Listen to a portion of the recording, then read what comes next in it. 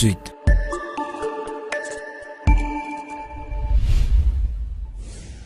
Le journal.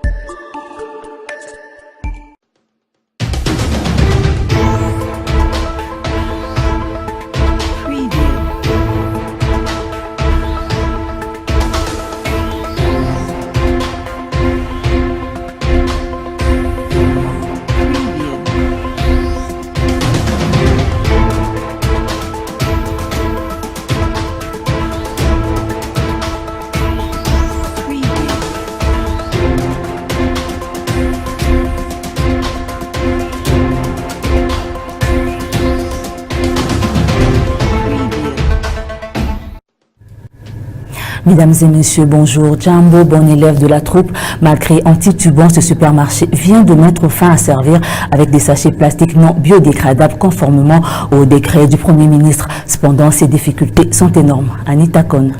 Les indésirables sachets plastiques non biodégradables ont disparu à Jambo Market. Les opérateurs économiques de ces supermarchés sont parmi les premiers à respecter le décret du Premier ministre. Tout en étant de bons citoyens, il faudrait respecter les décisions prises par les autorités.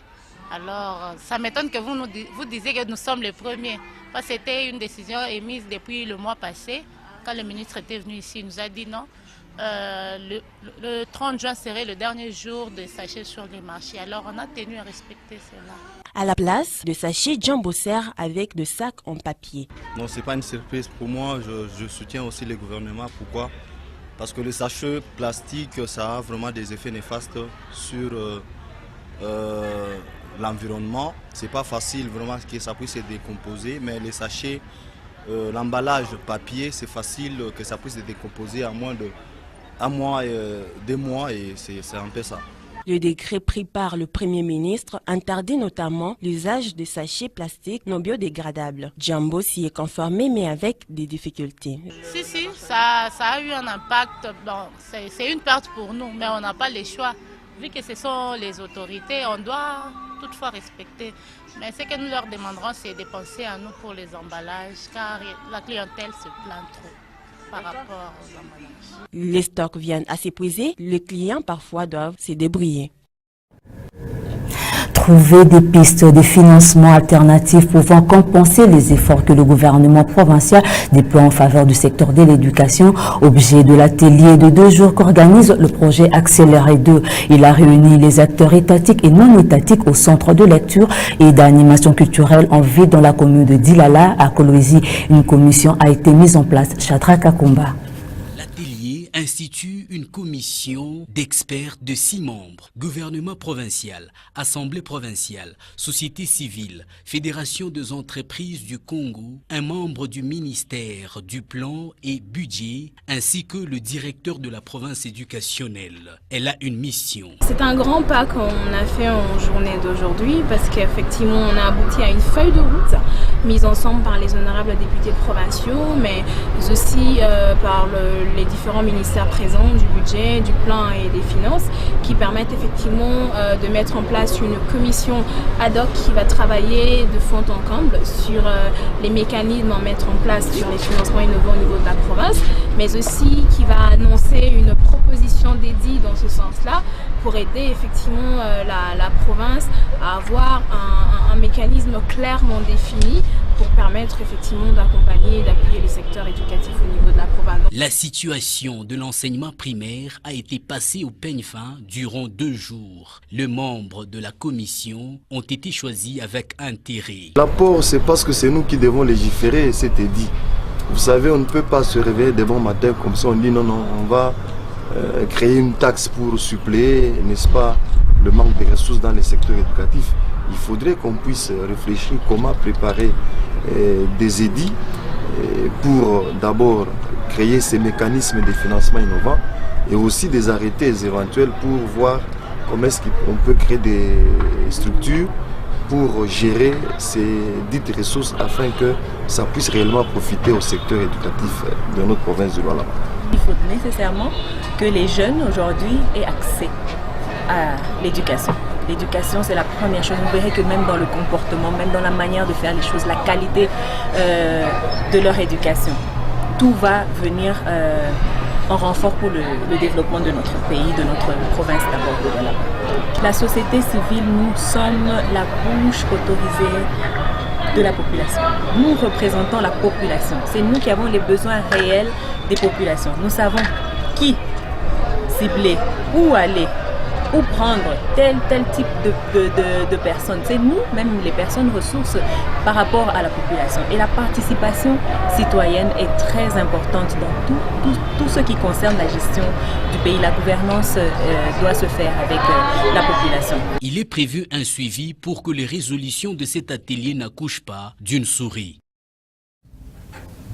La campagne de vaccination contre la poliomyélite organisée par la division provinciale de la santé à Kolwezi du 26 au 28 juin a été un succès. La confirmation est du docteur Gérard Mwambou, chef de la division provinciale de la santé. On l'écoute. Tout simplement, ça a été une campagne extraordinaire et une première du genre. Tout simplement parce que à la première phase ou à la phase 0, qui a concerné 5 zones de santé, les enquêtes des ménages ont révélé qu'il y avait eu beaucoup d'enfants qui n'avaient pas été vaccinés.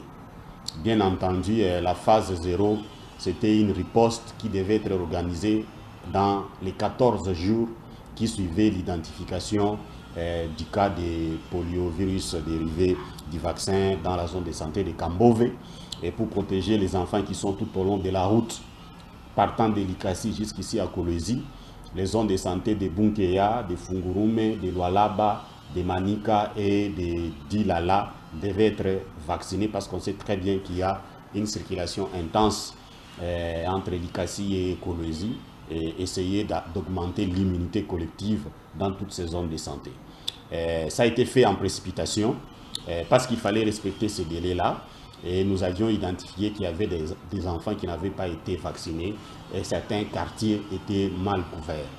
Cela nous a permis d'évaluer la situation et de pouvoir définir un plan de redressement où les actions prioritaires ont été définies qui devaient permettre de bien planifier la campagne qui est passée. Et suivant ce plan de redressement, les aspects techniques ont été abordés, les aspects logistiques et les aspects aussi de communication ont été abordés, ce qui fait que chaque acteur, par rapport à son rôle qu'il devait jouer, a été sensibilisé et des actions prioritaires ont été définies pour que chacun arrive à mener ses activités. La Cour constitutionnelle de la RDC affiche complet. Les 4 nouveaux membres et le procureur général près cette Cour ont prêté serment ce mercredi devant les 2 chambres du Parlement réunies en congrès en présence du président de la République Joseph Kabila. Cette Cour est appelée à jouer un grand rôle en cette période électorale. Augustin Kassongo. Norbert Nkulu-Kilumba, Jean Ouboulou, François Bokona et Polycarpe sont officiellement membres de la Cour constitutionnelle. Devant le président de la République et le Parlement congolais, ils ont prêté serment de remplir fidèlement leur mission. Au grand complet, la Cour constitutionnelle a un rôle prépondérant à jouer durant le processus électoral déjà déclenché. Sa mission, selon la loi, est de juger la constitutionnalité des lois et des règlements d'ordre intérieur des 2 chambres du Parlement, interpréter la Constitution de la République et trancher les conflits de compétences entre les pouvoirs exécutifs et législatifs. La Cour constitutionnelle, en matière électorale, a la compétence de connaître les recours et de trancher les contentieux électoraux. Et puis en sport, avant de clore ce journal, les Dauphins Noirs de Kinshasa ont eu raison ce mercredi au stade des Martyrs de la Pentecôte en battant les Salésiens de Don Bosco par un score lourd de 3-0 en match de la 20e journée de la phase retour de play-off de la Ligue nationale de football. Serge Mbouta. Dès l'entame du match, les Salésiens de Lubumbashi se sont montrés déterminés, mais ils ont péché par une maladresse. Des imprécisions dans leurs passes, ces erreurs ont profité aux protégés de Florent Ibenge d'ouvrir la marque. C'est un véritable Pelé, et Lubumbashi Sport à cette époque, le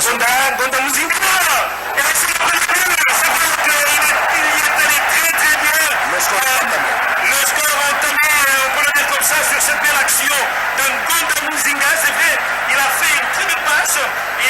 Après son joli but, l'attaquant emblématique avec les biens, Jean-Marc Makousou, a coursé l'addition. Il est en train de Bandung. Et c'est le deuxième but. La défense de Don Bosco qui a tergiversé en moins d'une minute. À moins d'une minute. Jean-Marc Mapoussou obtient le deuxième but de Vekle.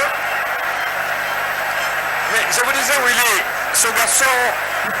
2 buts, tel est le score qui a sanctionné la première mi-temps. De retour du vestiaire, les poulains de Kasongo-Ngando n'ont pas su tenir devant cette machine à broyer de l'association sportive Victa Club. À la 55e minute, les sorciers de Makusu triplent la mise.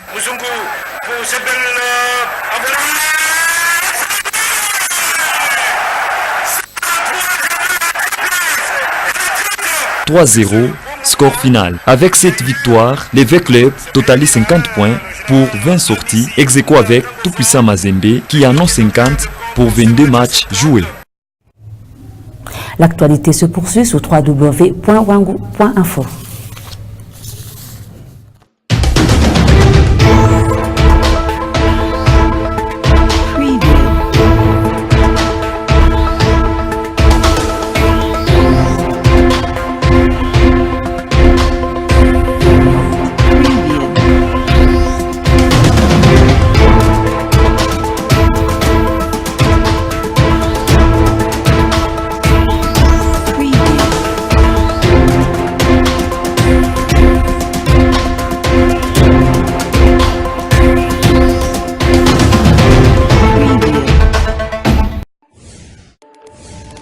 Tout de suite.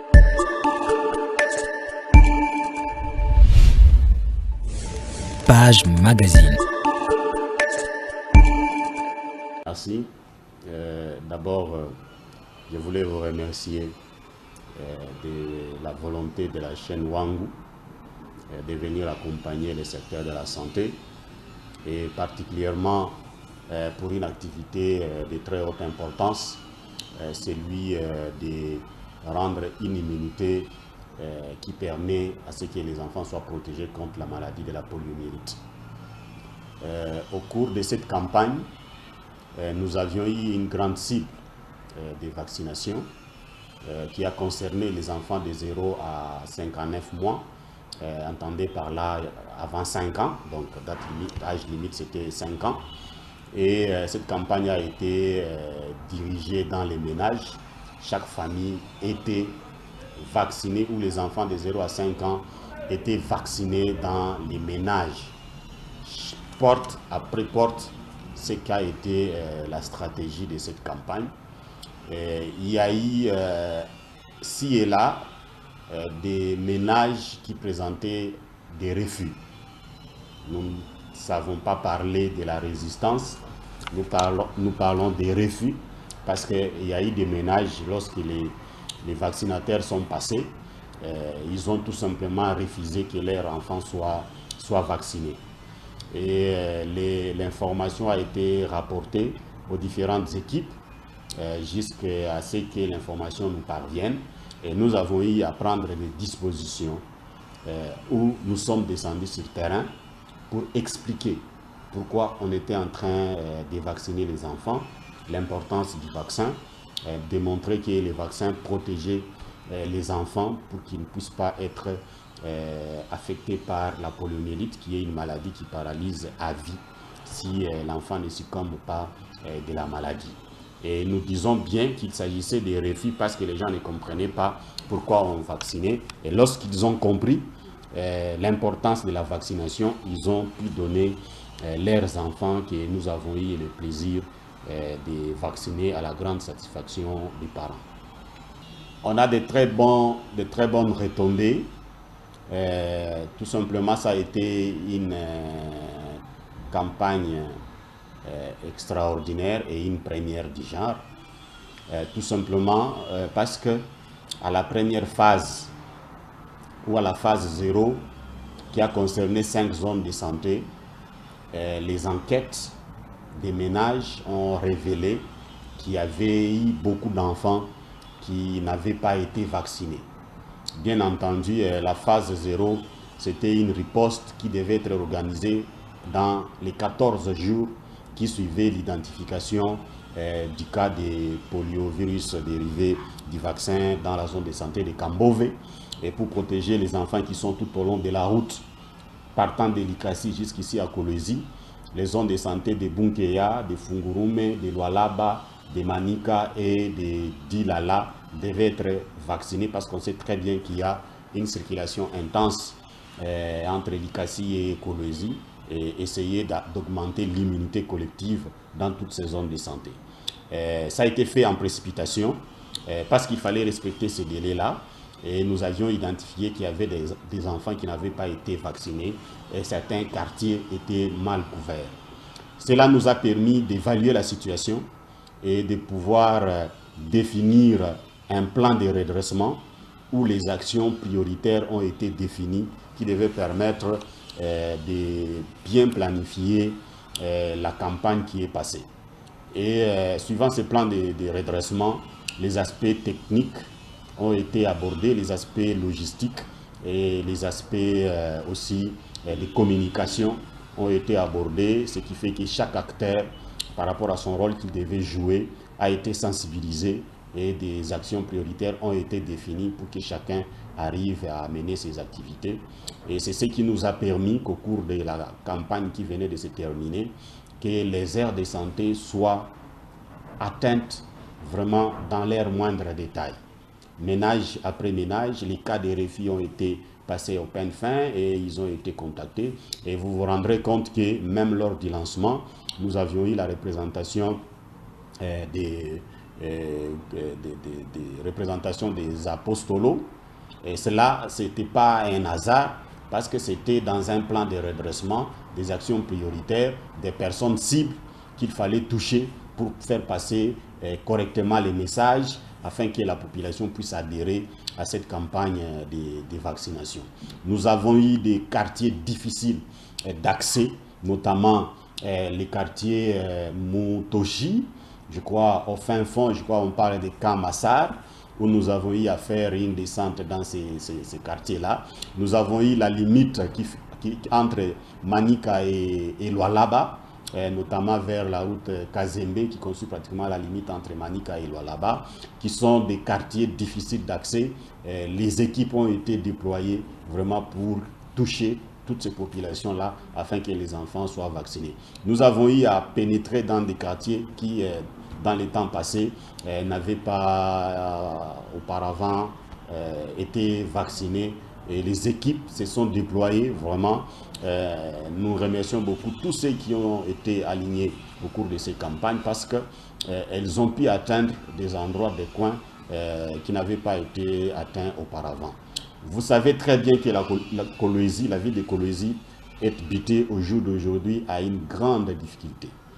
Quand nous planifions les activités, nous avons une population qui change pratiquement chaque fois parce qu'il y a des populations qui arrivent alors qu'elles n'étaient pas planifiées au cours des séances préparatoires. Vous avez des carrières qui naissent ci et là et qui, ces carrières sont composées de plusieurs populations qui viennent de plusieurs provinces qui n'entraient pas dans les dénominateurs lorsque nous demandons les vaccins. Et au finish, nous sommes obligés de vacciner toutes ces populations, même si elles n'ont pas été planifiées au départ. Ce qui a fait que nous avons vacciné au deuxième jour, nous avons eu des aires de santé, des zones de santé qui étaient en rupture des vaccins. Nous étions obligés de recourir à Lubumbashi pour nous envoyer des quantités supplémentaires de vaccins. Nous avions eu aussi à recourir à Kasaji avec l'antenne de Kisenge pour nous apporter une quantité supplémentaire de vaccins pour que tous ces quartiers nouvellement installés, des cités entières qui ont vu le jour, ça et là, à la suite des activités minières, pour que ces enfants-là soient vaccinés contre la poliomyélite.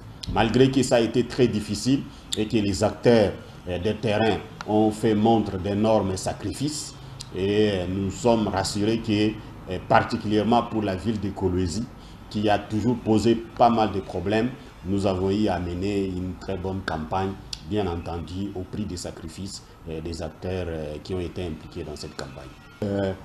Nous avons eu l'appui des autorités politico-administratives.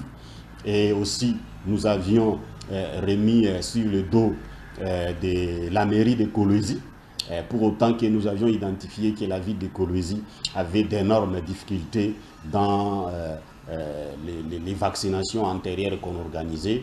Et c'est une campagne qui a été lancée par les maires de la ville elle-même, qui a accompagné vraiment ce processus de fond en comble et qui a permis vraiment à ce que même les autorités de base, les autorités locales, les bourgmestres, les quartiers et les chefs de quartier ont été suffisamment impliqués au cours de cette campagne qui venait de se terminer. Merci beaucoup. Merci beaucoup. Tout de suite.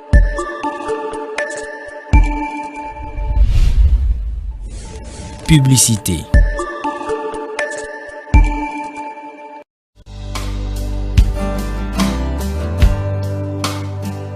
Mesdames et messieurs, mon nom c'est Didier Mampassi. Je suis un médecin traditionnel. C'est vrai que dans la ville de Kolwezi, vous avez vu ces derniers temps, les bureaux étaient un peu fermés parce qu'il y avait un problème de médicaments. Au moment où je vous parle, je viens d'arriver à la ville de Kolwezi. Donc, tout le monde va à ville de Kolwezi. Tout le monde va à la ville de Kolwezi. Il y a Kolwezi. Les bureaux étaient toujours à pas au commune Manika, quartier Motoshi, boulevard Lumumba, je viens d'arriver, transmettez les messages, il y a monde.